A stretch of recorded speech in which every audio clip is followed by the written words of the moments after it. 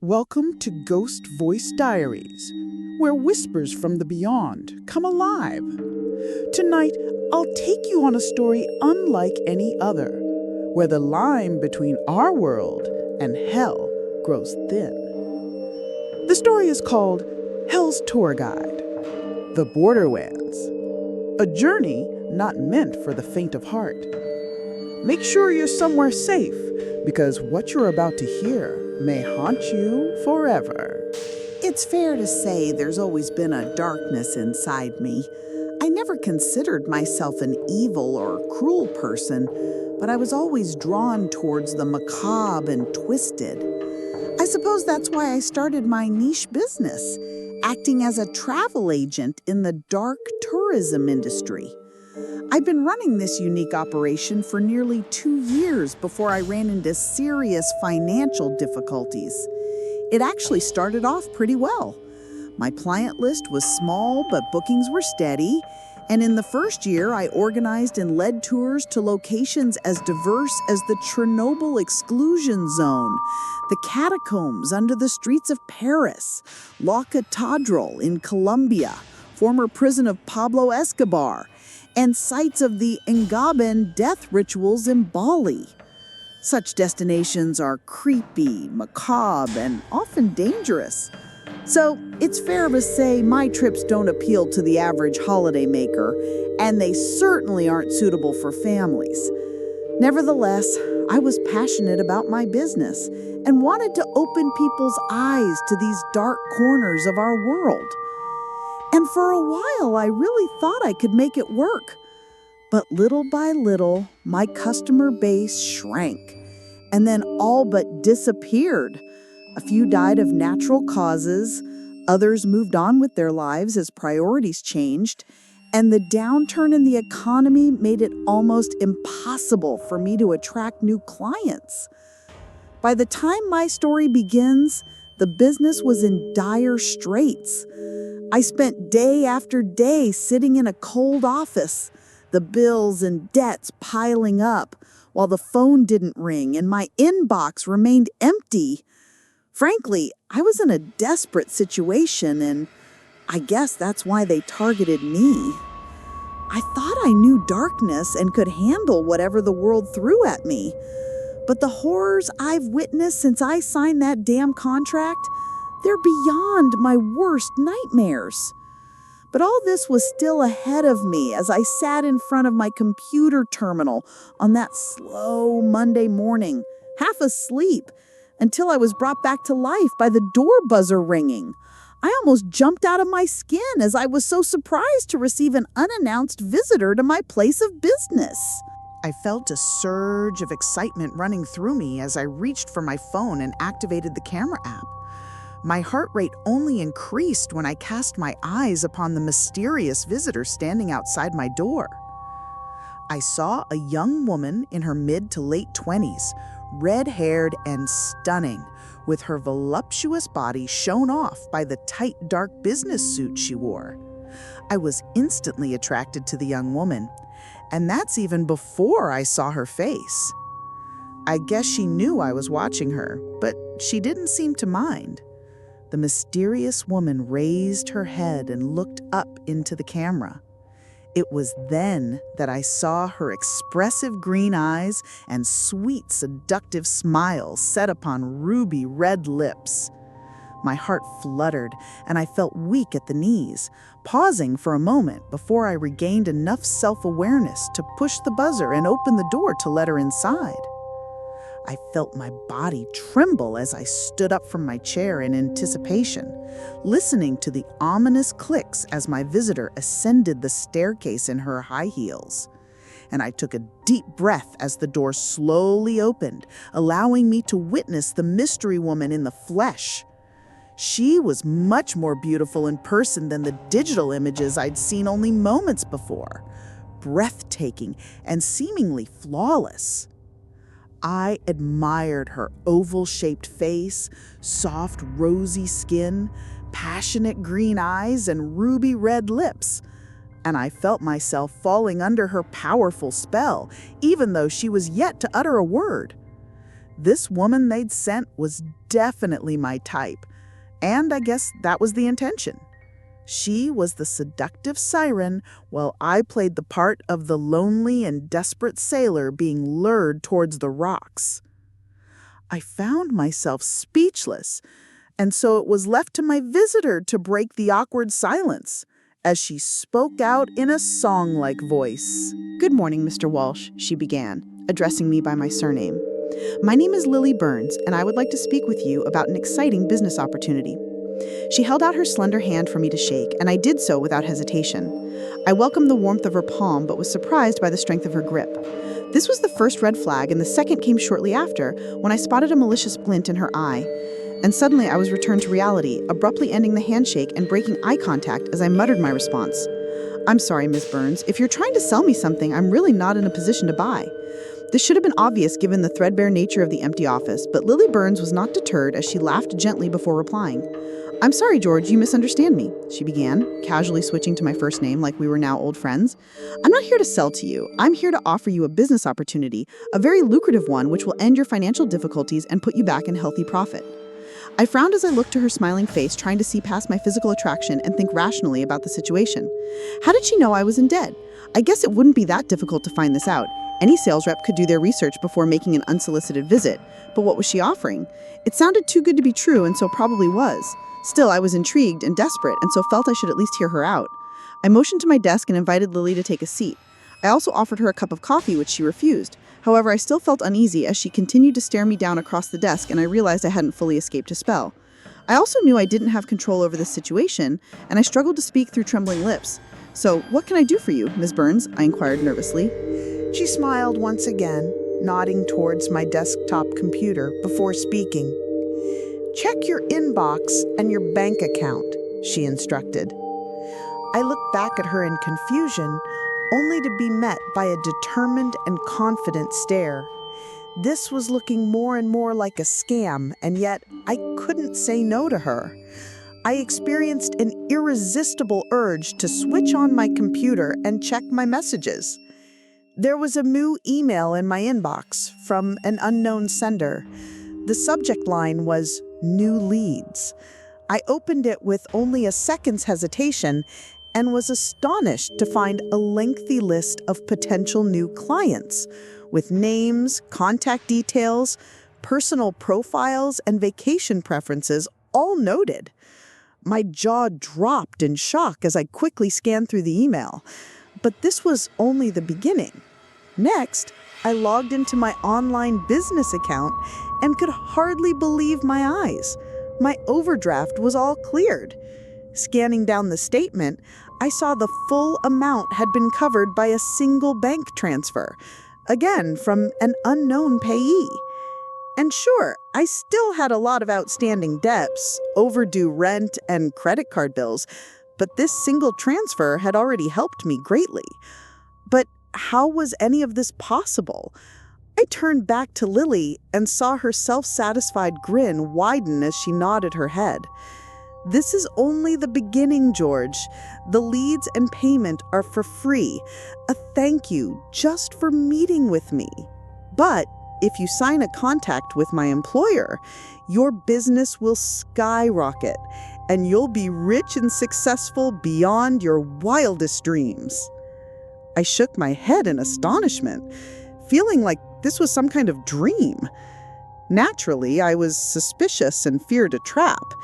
There were many questions I could have asked in that moment, but I chose the most obvious. "What do you want from me?" I asked whilst frowning. Lily's smile didn't falter as she flicked her eyelashes and laughed softly. "Nothing's for free in this world, George. You know that. But what we want is a partnership. We've been watching you for a while now. You're good at what you do, George, but you lack business skills. Still, my employer sees your potential. He admires your passion for the craft and recognizes your unique ability in this niche field. We want you to run a series of high-end tours and excursions for a very exclusive client base. Individuals who are prepared to pay a substantial price for the privilege of visiting these remarkable locations, whether that price is paid in gold or blood. Lily's pitch certainly piqued my interest, but her final words caused me understandable concern. Gold or blood? What did she mean by that? I tried to retain my composure as I answered her. It's an intriguing offer, Miss Burns, but I'll need more details before I can make a decision. Lily's charismatic smile faded ever so slightly, a hardness entering her green eyes as she shook her head in the negative. I'm afraid that's not possible, George. My employer is not a patient man, and he will require your answer straight away. With that, Lily deftly reached into her leather handbag and pulled out a ream of papers printed on yellow parchment. She placed the contract on the desk in front of me and set down an old-fashioned fountain pen beside it. I glanced down at the paper and I could not understand the words written upon it. Apparently, the contract wasn't written in English or any other language I could recognize. This was obviously a big problem, and frankly, I didn't appreciate the hardball tactics. You can't seriously expect me to sign this without reading it first, I said in what I hoped was a convincing tone of voice. But Lily didn't miss a beat as she leaned forward in her chair and met my eye. Yes, you will, she said firmly. You're going to sign, George, because you have no other choice. It's either this or your business, your dream. It all goes up in smoke. And besides, think of all you've got to gain. It was at this point that something very unusual occurred. In an instant, my mind was flooded with a series of vivid images, visions of a possible future which seemed to have been planted into my subconscious. And what I saw was a booming business, my office filled with new customers. My debts were all paid off, and we were making a healthy profit, allowing me to buy a plush new apartment and flashy car. I could see myself wearing a dapper suit, confident and wealthy, a man transformed. And the final vision was of me and Lily together, attending a business awards ceremony where I was honored. Lily looked gorgeous, dressed in a sexy black cocktail dress and with her red hair up, and she was coming home with me for a night of passionate lovemaking. I can't explain how these images had invaded my conscious mind or why they had such an impact upon me, but in that moment, I wanted more than anything to sign the contract and obtain all the wealth and happiness which would come with it. I barely had any control over my actions as I reached out for the fountain pen with a shaking hand. Despite the great urge I had to sign, something in the back of my mind told me this was wrong. Deep down, I knew Lily was tricking me, and I would regret my next actions. But I wasn't strong enough to break away from her dark spell. And so, I lifted the pen and scribbled my signature onto the thick parchment, dropping the pen as soon as I was done. My hand was still shaking and the sweat was pouring down my brow. I felt a strange mix of emotions in that moment. Relief that it was done, excitement over what had been promised, but also an impending sense of dread. I feared I'd just signed my life away, but this was only the half of it. Lily was surely satisfied by my submission, leaning back in her chair as the crocodile-like smile returned to her lips. Well done, George. My employer is very pleased by your decision. She reached across the desk and picked up the signed contract, carefully placing it back in her handbag. I remained confused and anxious, still not understanding what I'd signed up to. What happens now? I asked through trembling lips. On-the-job training, Lily answered confidently. We need to get you out on location, George. Let you meet the team and our clients. teach you the lay of the land." I breathed a sigh of relief, as this didn't sound too bad at all. "Okay, when do I start?" was my next question. Something changed in Lily in that moment, as she transformed in front of my very eyes. Up to this point, I was still deluding myself, still believing on some level that she was an attractive corporate headhunter and nothing more. But then I saw her green eyes turn black and heard the foul cackle which came from her lips as she spoke in a deep and inhuman voice. "No time like the present," she bellowed, before clicking her fingers and summoning an inexplicable dark magic. I felt a surge of hot air against the side of my face as my papers and stationery were blown off the desk. Turning in astonishment, I was shocked to witness the far wall of my office opening up as what I can only describe as a vortex or portal inexplicably appeared in front of my eyes. My mouth fell open as I stood up from my chair, the hot and rancid-smelling air hitting me as I stared in horrified awe at the swirling vortex of crimson red. I was only distracted from the terrifying vision by a foul cackling, and I turned in time to see the shark-eyed Lily leaping over my desk with the agility of a cat. I tried to run, but she was too quick and strong, grabbing hold of me with claw-like hands which dug deep into my skin. I screamed and fought, but couldn't break free, and Lily used an inhuman strength to fling my limp body across the room and straight into the swirling vortex. I continued screaming as my body was sucked inside, and I entered a world of pain and fear, losing consciousness as the darkness took me. I awoke in mid-air and falling rapidly, having no time to observe my surroundings or even cry out before I hit the ground, finding myself half buried in dark sand. The wind was knocked out of me, and it took a moment to recover and pull myself up. Miraculously, I had no broken bones or serious injuries, but when I surveyed my surroundings, I realized I was far from safe. Looking across the shoreline, I discovered I'd fallen upon a beach of black sand, near pristine and stretching for miles in both directions. The sky above me was a foul shade of crimson red, similar in color to the vortex I'd been flung through only moments before. Beyond the beach was a sea of murky green water, with powerful waves breaking along the shore. But most spectacular and frankly terrifying was the spiral-like mountain which dominated the horizon, a vast formation thousands of feet high and adorned with several substantial rocky ledges, at least 9 by my count.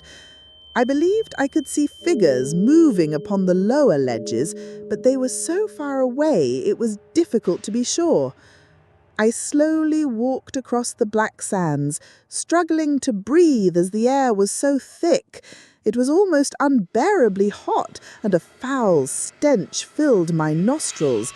As far as I could tell, I was on an island, but this inhospitable isle was unlike any I'd ever visited before. And how had I got here? How was any of this possible? I tried not to succumb to blind panic as I stumbled across the beach, only to be disturbed by a shout from behind me. "Hey, newbie, nice of you to drop by." I span around in time to see a trio of figures marching down the beach towards me, all having seemingly materialized out of thin air. As they came closer, I was astonished to see 3 middle-aged men dressed in finely tailored business suits, all smiling and showing off their pearly white teeth as they marched towards me. The trio of businessmen looked entirely out of place in this strange and frightening land, and yet they all seemed perfectly at home here. The man who'd called out to me stepped forward, shooting me a sly wink as he fixed his blonde hair with a comb. "Howdy, pal," he exclaimed amicably whilst holding out his manicured hand for me to shake. "I'm guessing you're George, the new tour guide." I nodded my head in confirmation, unable to force words through my bone-dry lips. "I'm Bill, and these are my associates Sanjay and Hans." He nodded towards the two men following in his wake, a handsome South Asian man and his bearded European companion. I didn't feel at all comfortable with the situation, but felt obligated to shake Bill's hand in an apparent show of friendship. "It's a hell of a rush first time you go through the portal, right?" he said. Bill's grin widened, but I remained dumbfounded. "Where the hell are we? And who are you guys?" I asked wearily. "We're business partners with your new employer," Bill answered enthusiastically. "The three of us work in finance and investments back topside. That's the gay job, but our real passion is games of chance." "Gambling?" I asked incredulously. "Sure," answered one of Bill's companions, who I believe was called Sanjay. "We've played all the casinos in Atlantic City, Vegas, and Macau, but nothing beats the experience here in the Borderlands." He glanced up at the towering mountain in the island's center, its summit ascending to the red-tinged storm clouds high above. Sanjay seemed transfixed for that moment, and so it was left up to the third man, Hans, to offer an explanation of sorts. "We call this location the Borderlands, but many still refer to the island by its original name, Purgatorio." I felt my heart beating faster in my chest, my whole world spinning as I tried to make sense of this madness. "Purgatory?" I muttered in disbelief. "You can't be serious." "Oh, we're very serious, George," said Bill as he took back control of the conversation. "You are no longer in the mortal realm, my friend. This island is the middle ground between heaven and hell, where the penitents are sent to serve their time and atone for their sins." He pointed up at the distant mountain ledges far above us, where we could just about make out many thousands of tiny figures milling around or sitting on the hard rock, all exposed to the unpleasant conditions of this hellscape. "Those dumb bastards," Bill said while shaking his head. "If only they had the good sense to make a deal with the man downstairs, like we did. But that's not our problem. We're here for the games, nothing more. Here come our first contestants now." He pointed towards the steep rise leading up to the first ledge of the mighty spiral mountain. I looked up in shocked awe whilst watching dozens, maybe hundreds, of wretched figures approaching the cliff's edge, appearing like lemmings marching towards their doom. I continued to watch in shocked horror as they tumbled over the edge one by one, rolling or falling down the hill before crashing to the beach below. Some reached the sands relatively intact and were able to pull themselves up and continue to march with determination towards the shoreline. But others fell heavily, surely breaking bones and crippling their already weak bodies. But not one of these stricken people cried out in pain, and those who still could limped or crawled along the sands with a stubborn defiance. "Who are they?" I asked in bafflement. "And what are they doing?" "Penitents," Sanjay replied in a matter-of-fact tone, as he and the others kept a close eye on their progress. "Sinful souls serving out their time. Some of these guys have been here for centuries, maybe even thousands of years. That's long enough to drive most people crazy.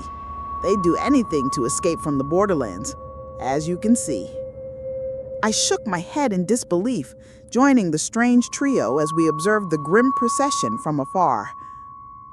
"They're heading for the sea," I said, following a sudden moment of revelation. "Of course they are," Hans answered. "This is an island, after all. Where else is there to go?" I looked to the unorganized mob of wretched souls, emaciated and filthy men and women with hunger and desperation in their half-crazed eyes. Then I looked to the foreboding sea of murky green and the heavy waves breaking against the sands. All I could see on the horizon was an endless alien ocean with no other land or means of escape visible in any direction. "They're not going to make it," I said solemnly. You think? Bill replied with a cruel laugh. I glared at the yuppie in disgust, but saw no shame in his soulless blue eyes. He refused to meet my judgmental gaze, and it was left to Sanjay to explain. I'm afraid these penitents are quite insane. They have no chance of escape, but are prepared to break their bodies and throw themselves into the wake just to try. These are truly lost souls. Sure, they're a bunch of losers, Bill stated dismissively, but these sorry suckers are also our contestants, and without them, we would have no game. Game? I repeated incredulously, but the three men were no longer listening to me, as their focus was now entirely on the desperate penitents as they slowly approached the water. Okay, enough talk, Bill declared impatiently. It's time to place your bets. Who's your money on, boys? A brief pause ensued as both Hans and Sanjay appeared deep in thought. The dirty blonde-haired woman on the far left, said Hans, as he pointed towards an emaciated and half-naked soul who was weaving her way through the sands. Really, Bill answered dismissively. Sure, throw your money away, pal. What about you, Sanjay? The Indian man delayed for another few seconds before replying. Put me down for the short guy coming up the middle, the one with the gray beard and crazy hair. Jesus, Bill swore whilst laughing once again. That old-timer? Are you serious? Slow and steady wins the race, Sanjay answered quietly.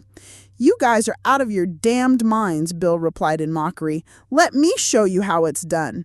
The arrogant yuppie observed the slowly moving penitents for a few more seconds before making his decision. The young guy with the red hair coming up on the right walks with a limp, but he's got that winning determination in his eyes. Okay then, Hans said in a businesslike manner, so we're all in for a cool $250,000? What? Bill exclaimed in disbelief. That's goddamn peanuts. Small stakes for a practice run, Sanjay responded whilst meeting my eye. We're showing George the ropes, remember? Sure, whatever, said Bill. I'm still gonna kick your asses. We'll find out soon enough, Hans said, as he pointed out to sea. Here come the catchers. I looked out to the choppy green water and saw something big cutting through the surf, remaining below the surface at first, but soon emerging to show its horrific form. I almost stumbled on the sand when I spotted the beast's huge head and hideous fangs, noting its cold reptilian eyes, which were entirely focused upon the shoreline. As the beast came ever closer, I made out its long and thick body, which easily cut through the surf. The hideous creature appeared to be some sort of sea serpent, its hide covered in dark red scales. I estimated the animal was at least 30 foot long, and damn was it fast. And as the lead serpent rapidly approached the beach, others soon emerged from beneath the waves. I counted at least half a dozen, all moving rapidly and with a deadly determination. It was obvious where the pack of foul serpents were heading. Clearly, the monsters were after the wretched penitents, who even now were continuing their suicidal march to the water, walking straight towards their imminent doom like lambs to the slaughter. What the hell? I spluttered in disbelief as I watched the horror unfold. I hadn't asked for an explanation, but Hans offered me one nonetheless, walking up beside me and whispering in my ear. Don't worry, my friend, we are quite safe. I turned to him in disbelief, my jaw dropping as I struggled to find the words. What is happening? Those monsters, what are they? Hans smiled grimly as he looked out to sea, while Bill cried out in excitement as the game played out. You've heard of the serpent in the Garden of Eden? Hans inquired, although he didn't wait for an answer. These are their descendants, larger, stronger, and more aggressive. They work for the man downstairs. He's always on the hunt for fresh victims, and the penitents who come too close to the waterline are easy prey. Whoever they catch will be devoured whole, and their souls will be condemned to the Inferno for all eternity. I felt an ice-cold chill running through my body as I looked to the damned souls and then to the killer serpents who were now only meters from the beach, their twisted yellow eyes full of ravenous hunger as they closed in on their prey. Amazingly, the wretched penitents seemed totally oblivious to the imminent danger as they continued to walk towards their doom. I didn't understand why this was happening, but I soon guessed the rules of the game, the sick bet which Bill, Sanjay, and Hans had embarked upon. They were betting on which poor bastard got eaten first, on whom would be devoured by the lead serpent. A horrific massacre was about to occur in front of my very eyes, and there was nothing I could do to stop it. And so I stood frozen beside my sadistic companions, watching impotently as the horror unfolded. I don't know how, but the sadistic trio had picked the best contestants from the pack. The blonde-haired woman, bearded man, and red-headed youngster soon broke away from the rest, speeding up as they came close to the water. Meanwhile, the serpents hissed in hungry anticipation, their heads rising out of the water as they closed in for the kill. It was the craziest thing, but the victim didn't fight or try to escape his awful fate. He didn't even scream. In a matter of seconds, the giant serpent had consumed the entire body, its victim's flesh now dissolving in the belly of the beast, while his soul was surely banished down to somewhere truly evil. I felt like I was living through a nightmare as events unfolded rapidly. I was vaguely aware of Bill crying out in joyous celebration. "Hell yeah! Winner, winner, chicken dinner!" he exclaimed, whilst jumping up and down on the sand. Meanwhile, the massacre continued, as yet more deadly serpents leapt from the murky waters and set upon their victims, devouring them one by one in a sickening spectacle. I looked away in disgust, feeling the bile rising up my throat as I vomited on the beach. I heard Bill laughing as he walked over and patted me heavily on the back. "Man up, Georgie boy. You'll need a stronger stomach for this line of work." I looked up in annoyance, but Bill had already moved on to mock his companions. "Well, guys, looks like I kicked your asses once again. What can I say? I know how to pick 'em." Sanjay and Hans met their friends gloating with hard stares. "Yes, congratulations, old friend," Hans said sarcastically. "A great triumph indeed." "Quite," Sanjay added, while shooting him a killer glare. "You were always a clever guy, Bill. Too clever, perhaps." Bill's expression changed, as suddenly he became concerned. "What do you mean?" he asked defensively. Sanjay laughed in open mockery before replying. "Come on, man. You think we don't know about your secret accounts in the Caymans? Do you think the man downstairs doesn't see you stealing from him? Our master demands retribution for your treachery, Bill." I could see the terror in Bill's eyes as he realized he'd been caught out. "Come on, guys, let's talk about this," he spluttered, whilst holding up his hands defensively.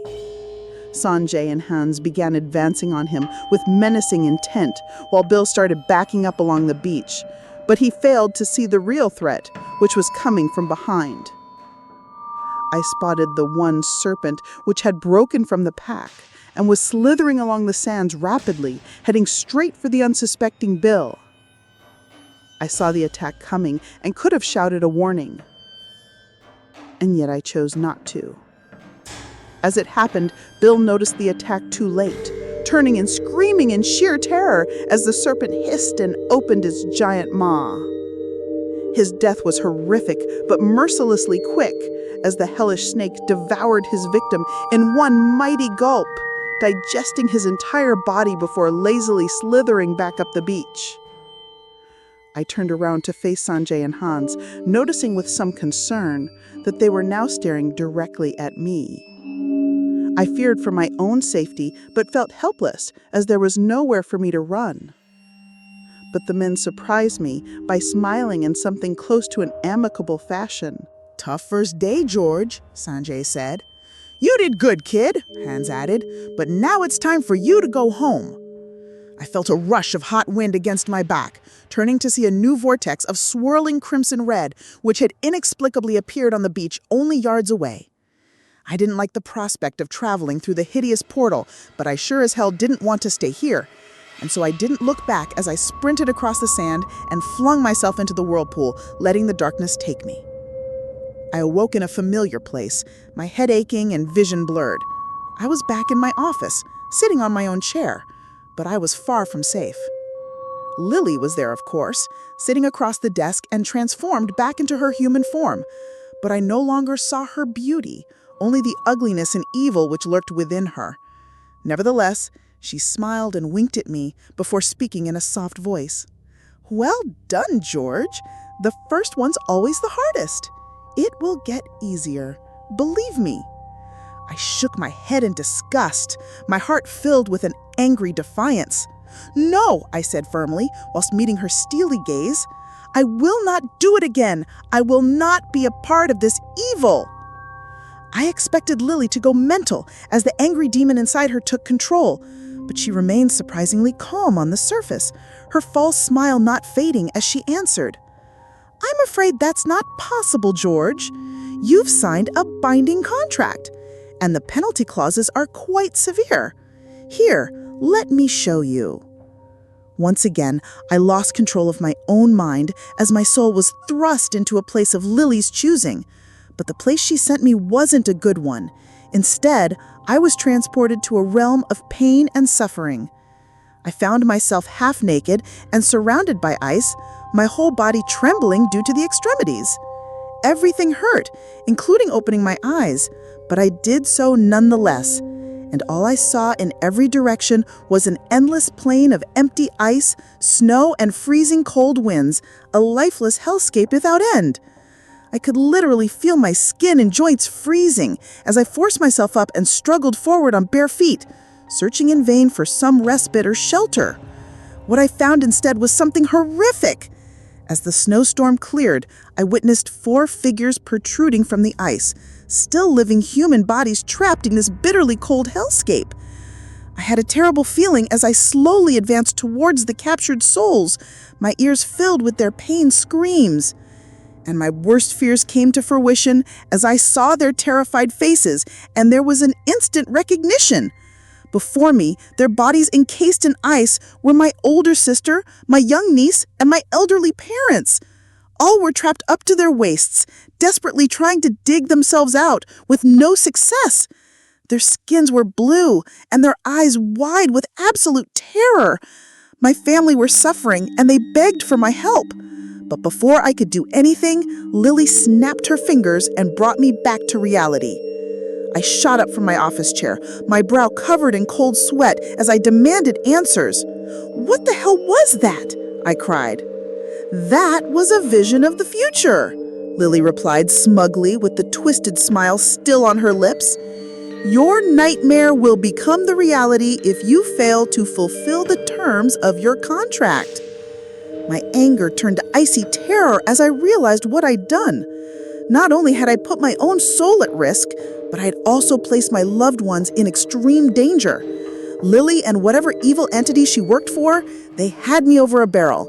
If only I had shown strength and resisted Lily's charms and false promises. But alas, I signed that damned contract, and now I have no choice. I felt all my defiance melting away as I meekly submitted to Lily's demands, collapsing back into my chair as I uttered my words of submission. "Okay, what do you want me to do?" Lily's hateful smirk widened, and her green eyes twinkled with malicious glee.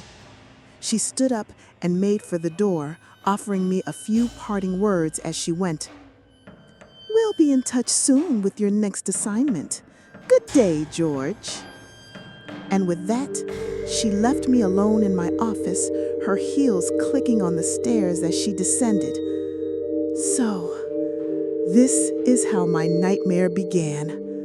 I was seduced, tricked, and coerced into this cruel world of sadistic mortals and twisted demons. Yes, they screwed me over. But I've only got myself to blame, as I should have resisted temptation and smelt a rat. But what's done is done. I'll need to play their game and visit these hellscapes to keep my family safe. But I haven't given up all hope. There must be some way out of this cursed contract and some means of escaping Lily's ice-cold grasp. And so, I'll play along for the time being whilst pretending to be their loyal servant. But With whatever resources I can muster, I'll try my damnedest best to destroy this evil system from within. Thank you for joining this haunting journey. If you dare, subscribe and share this story so the voices from hell never fade away. See you again in the next ghostly tale, only here at Ghost Voice Diaries.